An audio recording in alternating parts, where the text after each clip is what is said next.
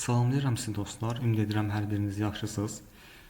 Bugünkü videomda mən sizlərə Linux əsaslı əməliyyat sistemlərində Privilege Escalation mövzusunu izah edəcəm.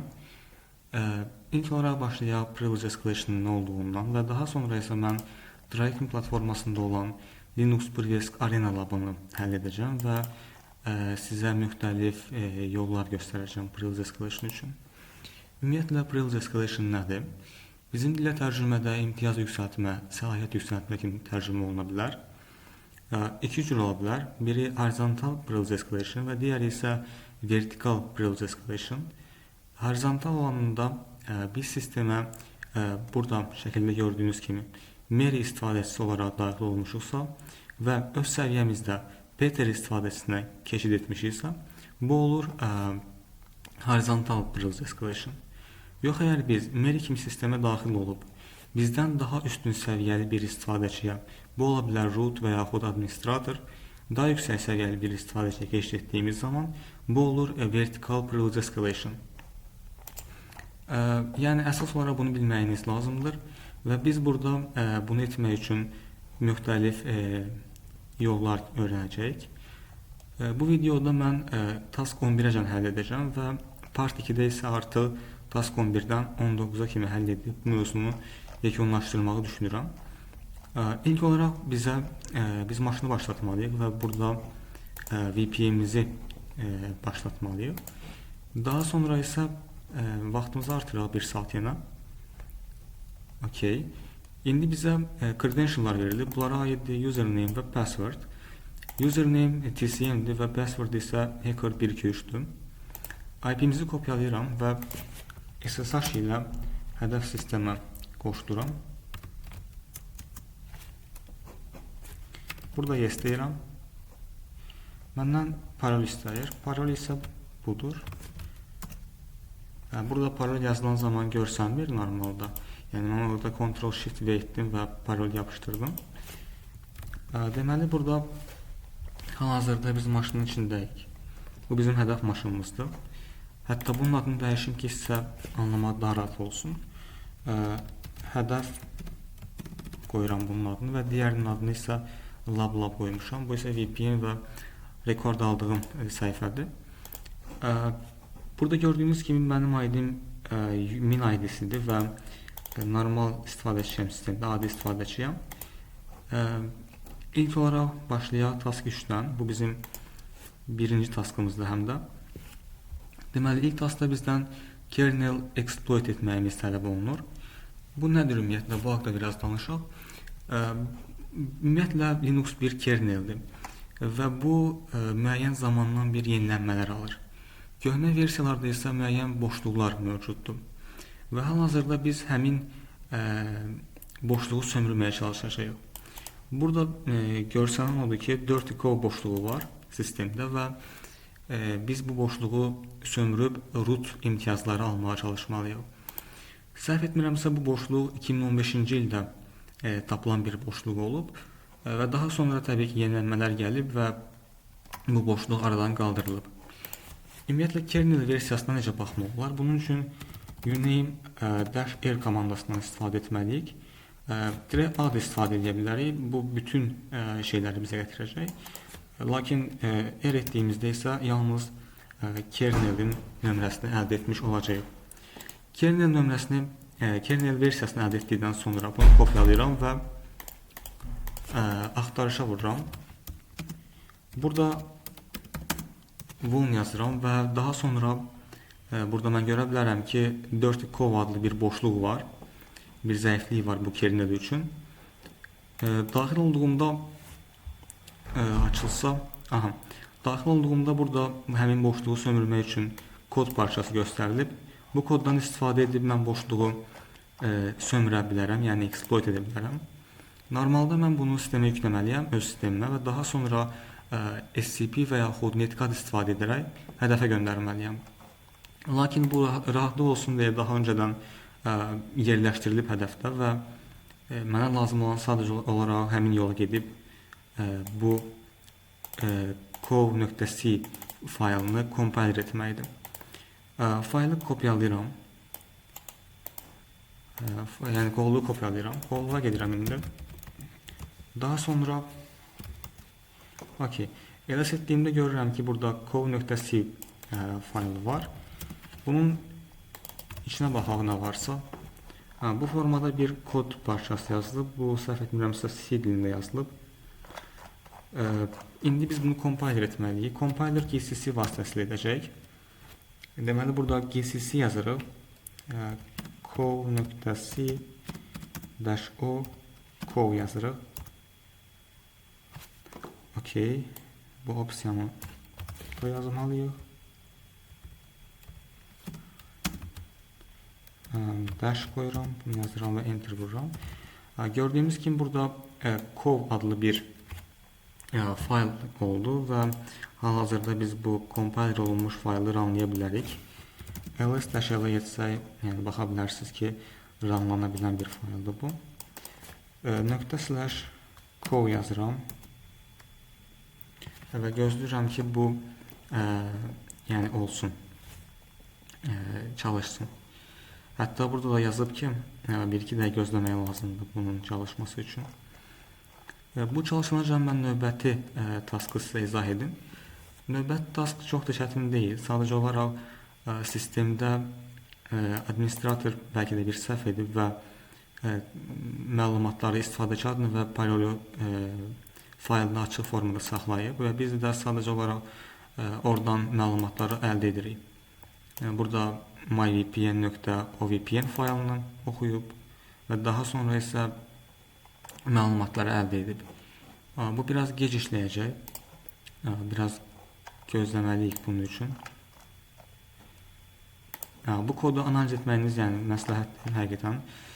Çünki exploit necə işləyəcəyini anlamış olursunuz. Kodu oxuya bilmirsinizsə ChatGPT-yə da bilərsiniz. O sizə izah edə bilər işləyiş qaydasını. Oldu mu? Aha, bu oldu və burada press wd yazdığım zaman və mən artıq root oldum. ID ilə də bunu təsdiqləyə bilərik ki, ID-miz 0-dır. Biz root userik. Bayaq baxdığım deməli taskda hansı ki bu task idi. Mən burada cd edirəm. Birinci exit edirəm, çıxıram root üzərindən. Daha sonra cd edirəm və ls edirəm. Gördüyümüz kimi burada myvpn openvpn faylı var. Bu faylın kontentini oxuduğum zaman burada görə bilərik ki, biz out user path yazılıb və qarşısında bizə bir fayl verilib. Bu faylı oxumağa çalışaq. Və burada bizə bəzi məlumatlar verib, istifadəçi adı və parol haqqında. Yəni, bu da bir zəiflikdir. Yəni, açıq formada qoyulmalı deyil əslində məlumatlar. Növbəti taska keçsək, burada store password history. Okay. Burada bash history deyən bir fayl var. Ümumiyyətlə, Linux əsaslı sistemlərdə bu olur, bash history faylı. Bizim icra etdiyimiz komandalar həmin fayla yazılır və orada qalır.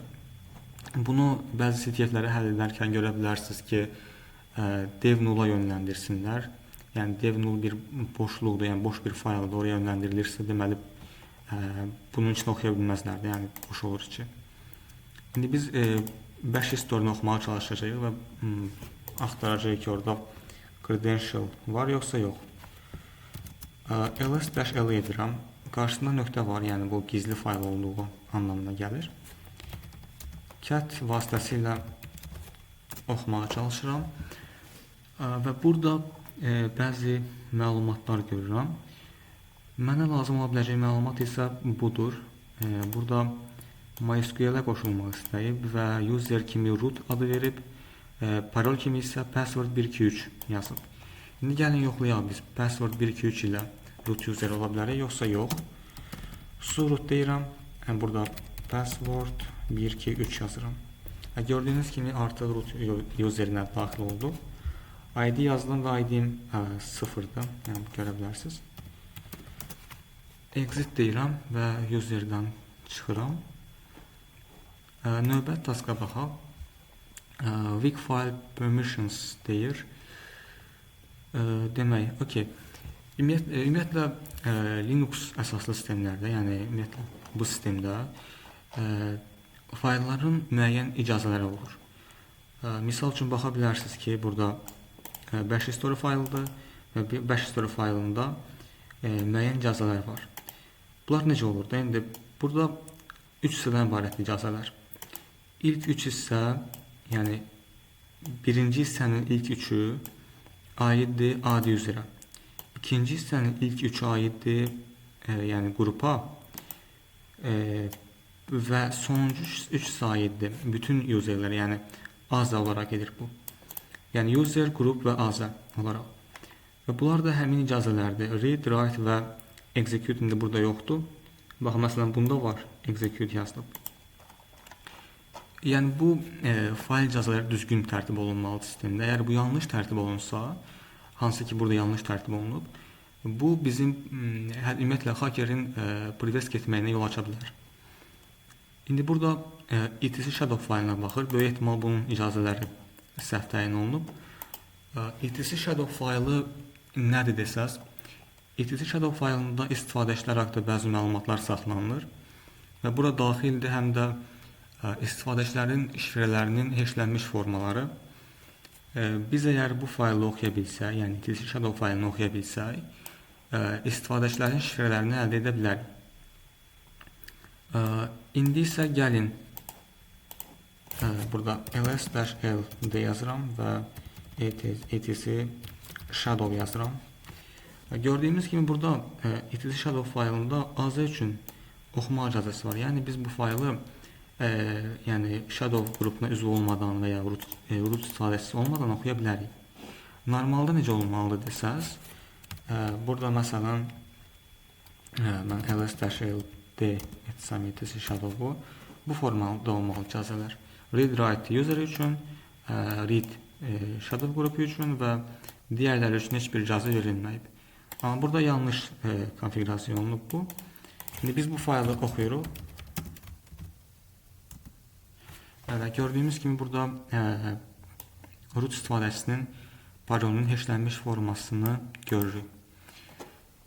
Bunu qırmaq üçün istifadə edib hashkətdən. Bu deməli SHA-5 son 2 kript ilə heşlənib.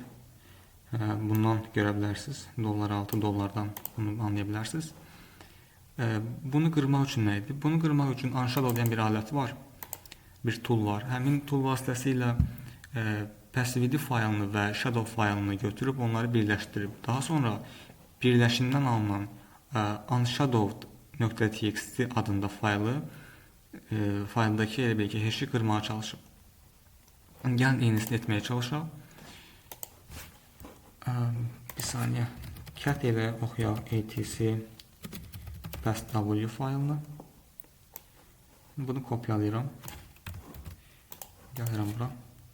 Nano passwd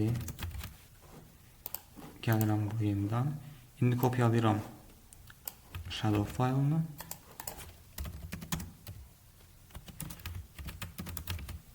Yəni bu mənim sistemimdə hal-hazırda iş gördüyüm sistem. Burada da hədəf sistemdir. Tamam, indi bunu unshadow vasitəsilə birləşdirməyə çalışacağam. Birinci password yazılmalı, sonra shadow. Yəni bunun istifadəsindən görə bilərsiniz. Shadow'un göstərim onu sizə. Burada görə bilərsiniz ki, password faylı və shadow fayl yazılmalıdır. Nəysə, bunu yazaq indi biz. Gördüyümüz kimi belə bir fayl alındı. Bunu açsaq nano ilə. Yəni bu shadow faylı və password faylının birləşimidir. İndi şifrəni qırmaq üçün hashcat vasitəsilə daha öncə bunu işlədiyim üçün komanda burada qalıb test formada yaza bildik. Çalışaq bunu qırmağa. Bu qırsın qoy, bunu gözləməyək, vaxtımız getməsin. SSH case privilege escalation'da istifadə olunub. Deməli SSH case nədir? Ümumiyyətlə SSH connection üçün private key olur və public key olur. Əgər biz bir istifadəçinin private keyini öyrənə bilsək, SSH vasitəsilə həmin istifadəçiyə qoşula bilərik. Yəni parolsuz qoşula bilərik. Bu səbəbdən biz hədəf sistemə daxil olanda tutaq ki, necə deyə bilərəm, Mary istifadəçisi kimi hədəf sistemə daxil olduğumuz zaman Peterin private SSH keyini oxuya biliriksə, bu zaman SSH vasitəsilə parol tələb olunmadan birbaşa Peterə qoşula bilərik. İndi məsələ də budur. Burada biz burada adam nə edib də? Burada find ilə IDRSA deyən bir fayl axtarıb və bir də authorized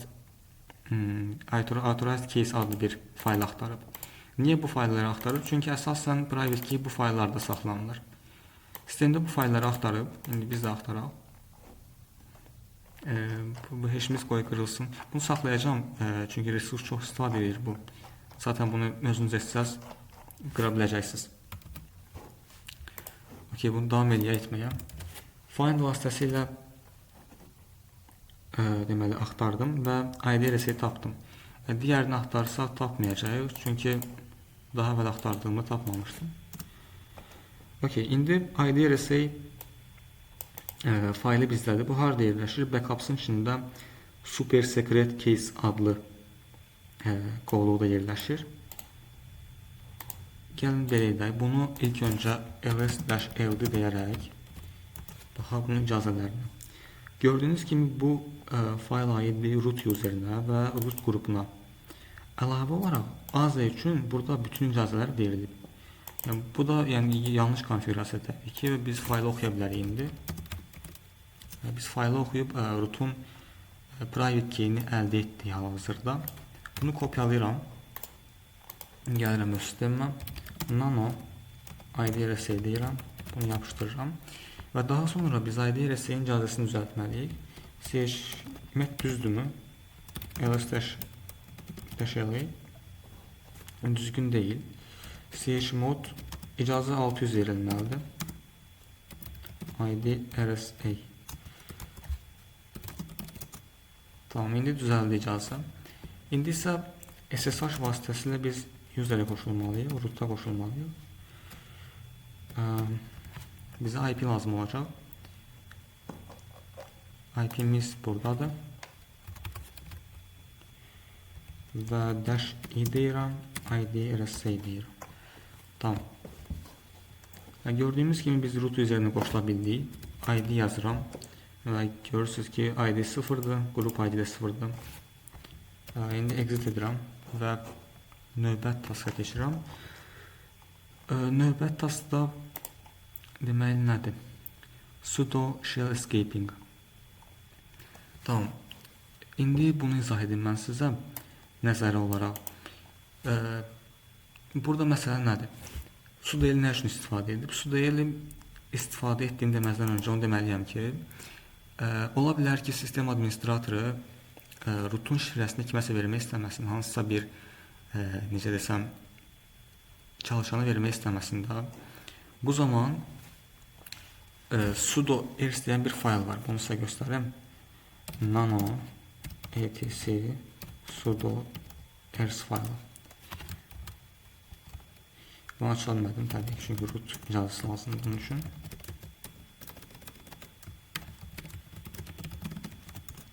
Okay. Bu formada bir fayldır. Burada baxın, rootun bütün hər şeyə access var da.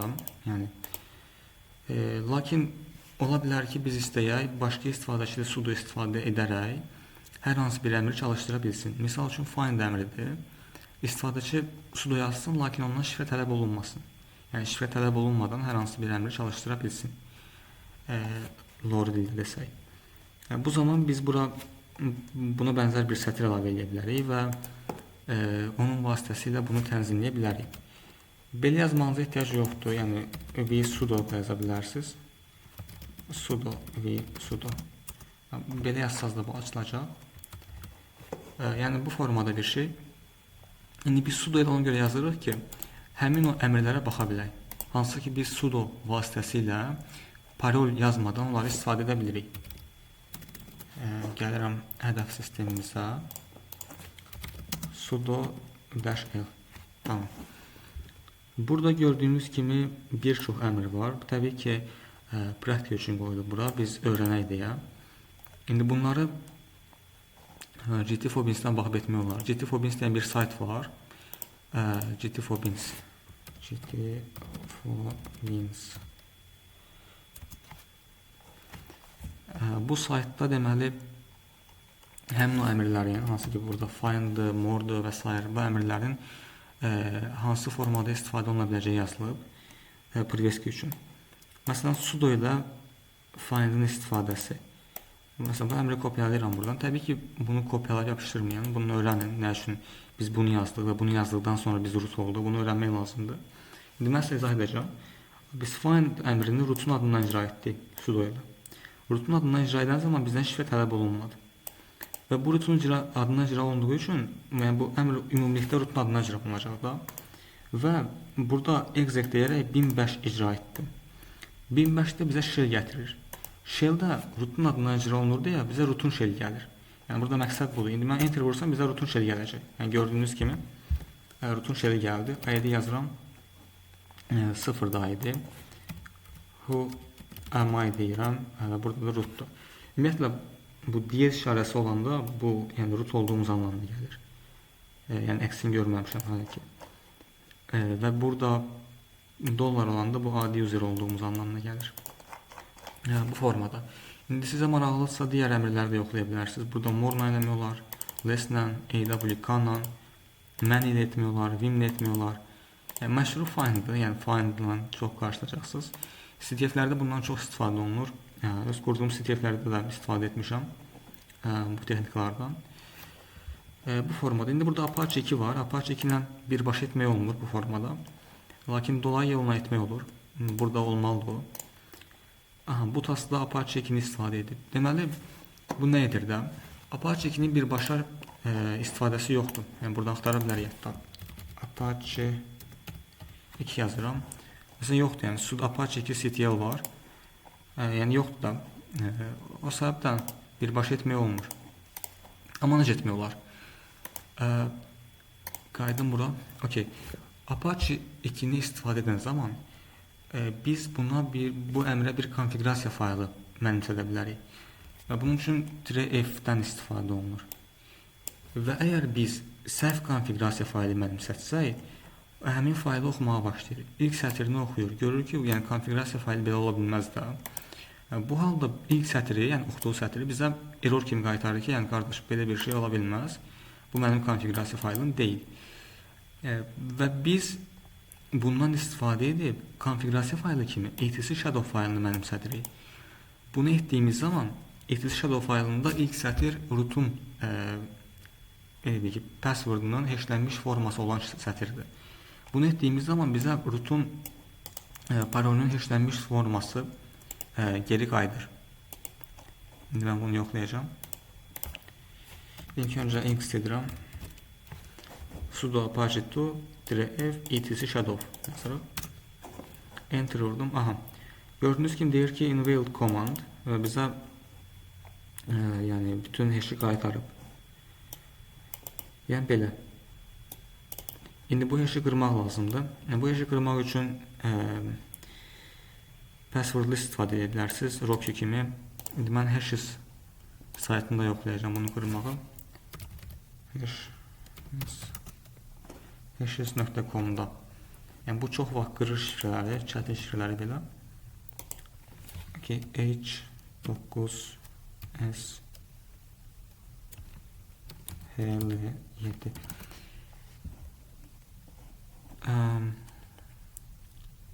Caption səhv yazmışam. KYEABQ.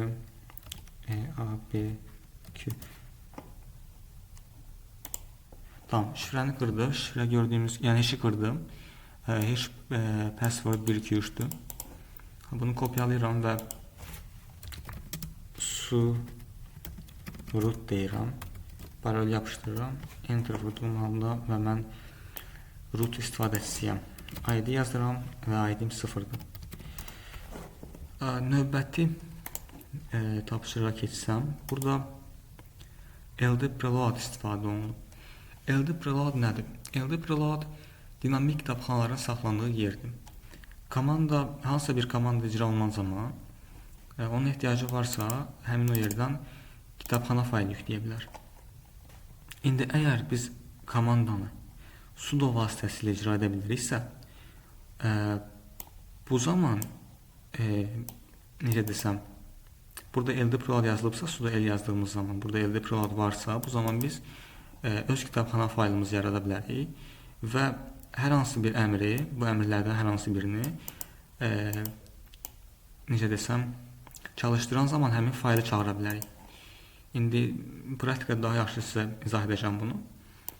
Bu kodu görürsünüz. Bu C dilində yazılan bir koddur, səhv etmirəmsə. Bu kod nə edir? 3 dənə kitabxana daxil olunub və burada funksiya yaradılıb. Funksiya yaradılıb və burada Group ID 0 təyin olunub, User ID 0 təyin olunub və sistemdə 1005 icra olunub. Bu o deməkdir ki, rootun adından 1005 icra olunub. Biz bu kodu bir fayla yazırıq və həmin kodu kitabxana faylı, yəni .so uzantılı paylaşılmış bir fayl kimi compiler edirik. İlk olaraq bu kodu kopyalayıram. Daha sonra cd tmp deyirəm. ls namo deyirəm. Deməli, ad olsun salam.c. Bunu yapışdırıram. Ctrl-O, Enter, Ctrl-X. Və bunu etdikdən sonra burada görsəz bunu compiler edir. Necə edir? -fpic yazıb. Bu o deməkdir ki, yəni istənilən yaddaş ünvanında buranlana bilər. Yəni bu kod işləyə bilər. Shared paylaşılan fayl yaratmaq üçün istifadə olunur. Yəni kitabxana fayllarını yaratmaq üçün istifadə olunur. -o olaraq xso qoyub adını. Bu so yəni kitabxana fayllarının uzantısıdır. Linux əməliyyat sistemində, yəni Linux əsaslı əməliyyat sistemlərində, Windows'da isə DLL olur, səhv etmirəmsə. Və bu da bizim C faylımızın adıdır. No start files isə ona görə istifadə olunur ki, başqa fayllar çalışdırılmasın. Bu kodu bir də əllə yazmıram. Əsas bunu anlamağınızdır, yəni. Burada nə baş verdiyini anlamağınızdır. Təbii ki, praktikada öz yerində lazımdır.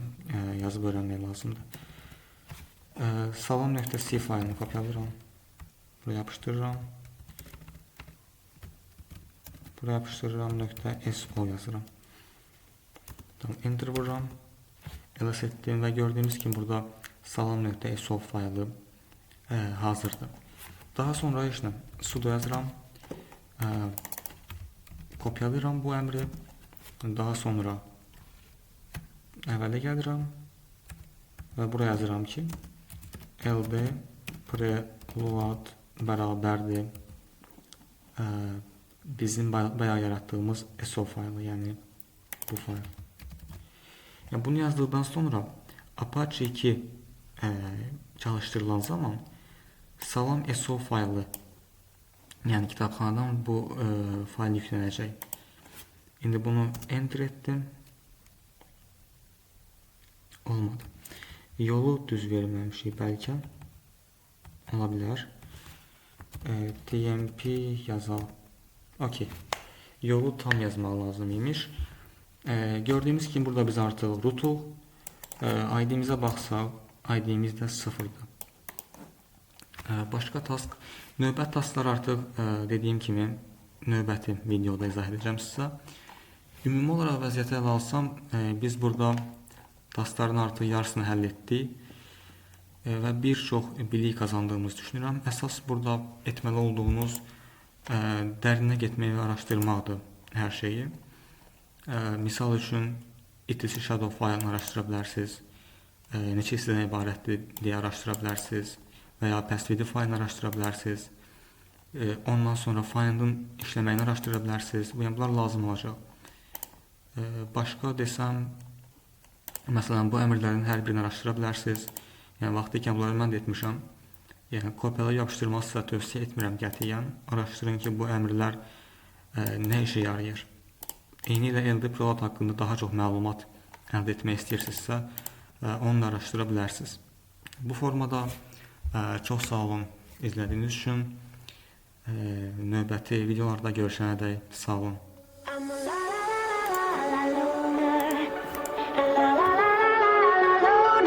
Every time I try to fit in, it ends up in misery, yeah. Socializing doesn't fit me, but I can get away so easy. I was born a misfit, don't go with the cool kids, it's all overrated. No, I never missed it. I was born a misfit, don't go with the cool kids, it's all overrated. I just didn't read it. I'm a la la la la la la loner. La la la la la la loner. La la la la la la loner. I'm an outlaw in this world.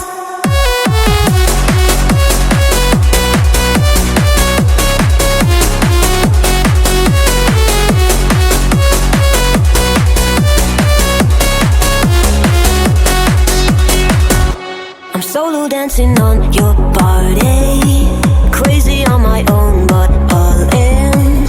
I can feel the